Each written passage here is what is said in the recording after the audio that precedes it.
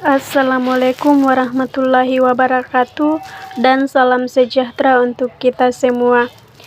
Perkenalkan, nama saya Lingsi dengan NIM H0321539, kelas Biologi F, Prodi Pendidikan Biologi Universitas Sulawesi Barat. Di sini saya akan menjelaskan sistem saraf pada hewan vertebrata atau apes. Sistem saraf adalah sistem yang mengatur dan mengendalikan semua kegiatan aktivitas tubuh. Sistem saraf juga bagian dari tubuh yang berfungsi melakukan pengaturan kegiatan tubuh dengan cara mengirimkan pesan-pesan rangsang atau impuls saraf. Sistem saraf disebut juga sistem pengatur tubuh. Sistem saraf tersusun oleh berjuta-juta sel saraf yang mempunyai bentuk bervariasi. Sistem ini meliputi sistem saraf pusat dan sistem saraf tepi. Sistem saraf merupakan salah satu sistem koordinasi yang bertugas menyampaikan rangsangan dari reseptor untuk dideteksi dan direspon oleh tubuh. Sistem saraf memungkinkan makhluk hidup tanggap dengan cepat terhadap perubahan-perubahan yang terjadi di lingkungan luar maupun dalam. Rangsangan saraf terdiri dari internal dan eksternal. Yang internal antara lain adalah rangsangan yang datang dari dalam diri, sedangkan rangsangan eksternal adalah rangsangan yang datang dari luar. Pada sistem saraf terdapat 3 komponen penting yang dibutuhkan untuk bereaksi terhadap suatu rangsangan. Pertama, reseptor atau penerima rangsangan, sel yang memberikan respon terhadap rangsangan dari lingkungan eksternal maupun internal.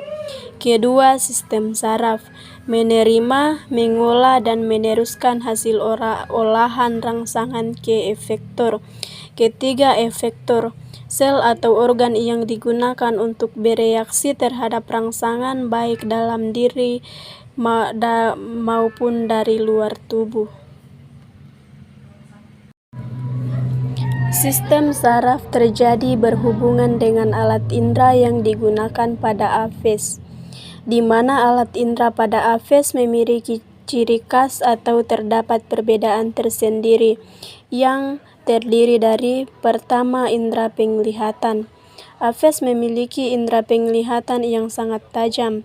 Penglihatan terhadap warna sangat tajam dan cepat berakomodasi pada berbagai jarak. Kedua, indera peraba. Kulit burung memiliki saraf sensorik seperti pada mamalia yang dapat mendeteksi panas, dingin, tekanan, dan sakit. Saraf sensorik ini dapat ditemukan pada bulu yang digunakan untuk terbang dan memiliki peranan yang sangat penting dalam penerbangan. Ketiga, indera pendengaran.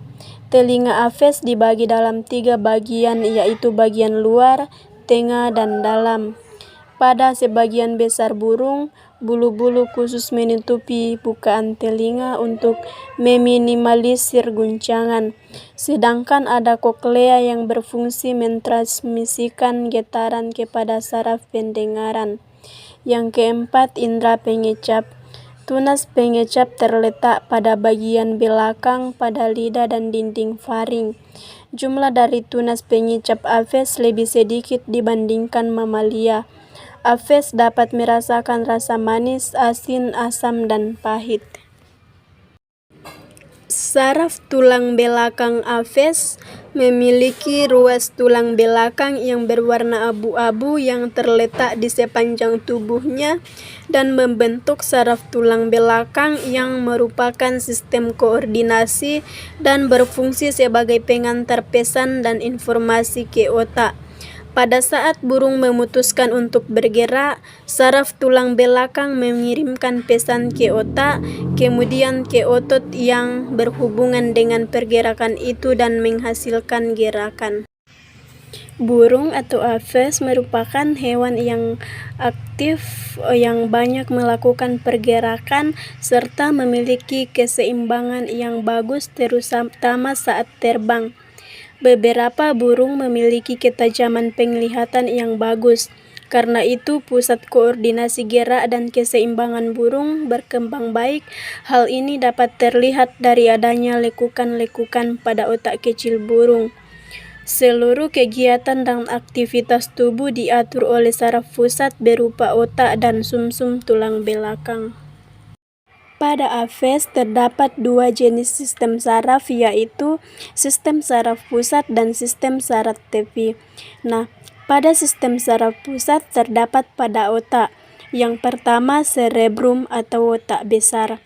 Pada otak besar tidak banyak mempunyai neuron atau unit struktural dan fungsional dari sistem saraf, dan bentuknya juga tidak berlipat-lipat.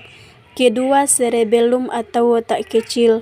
Di permukaan otak kecil terdapat lipatan-lipatan yang mampu menampung sel-sel saraf lebih banyak.